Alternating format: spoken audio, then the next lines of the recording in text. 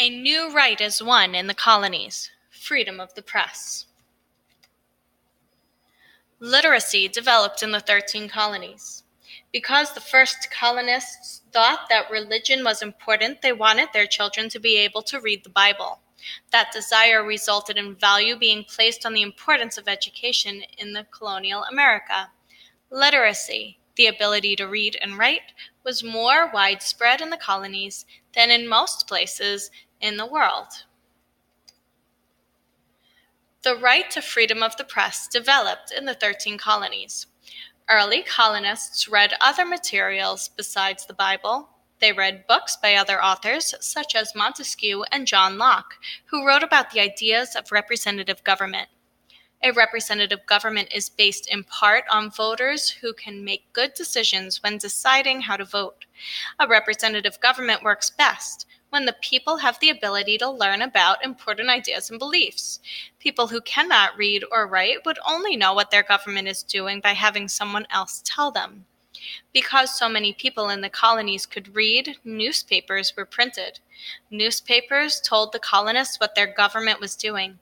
The more that people knew about their government, the more interested they were in telling their elected representatives what the government should do.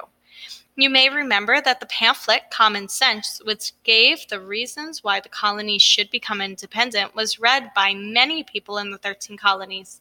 The fact that many people could read this important pamphlet helped develop more support for independence than if only a few people had been able to read. As people in the colonies became more literate, they began to question why the British colonial government did certain things.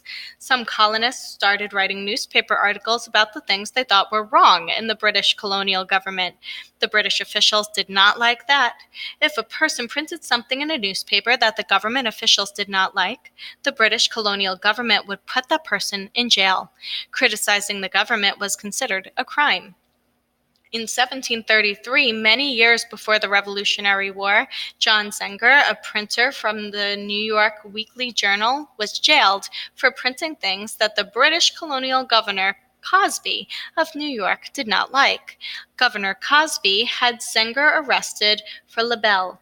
The problem for Zenger was that what he had printed about the governor was true, and he was being punished for printing the truth in his newspaper. Because the judge in the case against Zenger was a good friend of Governor Cosby, the judge would probably have ruled against Zenger. Fortunately, the English Bill of Rights guaranteed Zenger a trial by jury. The jury would be made up of other colonists who would not be so prejudiced against Zenger.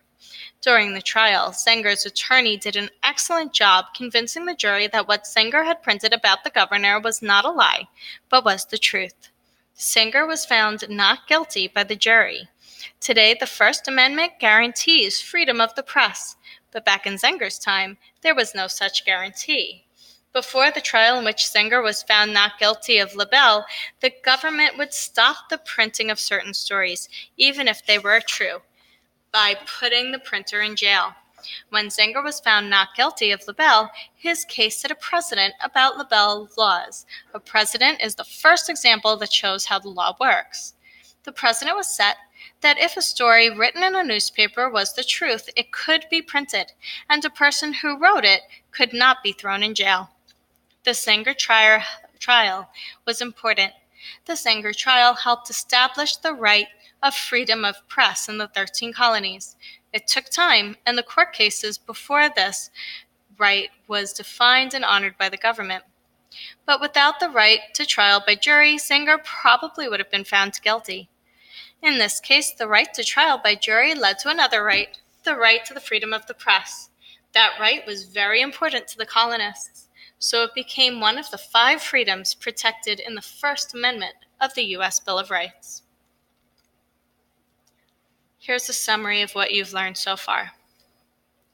Some of the 10 amendments in the Bill of Rights were brought to the colonies, and others were developed after settlers came to the colonies.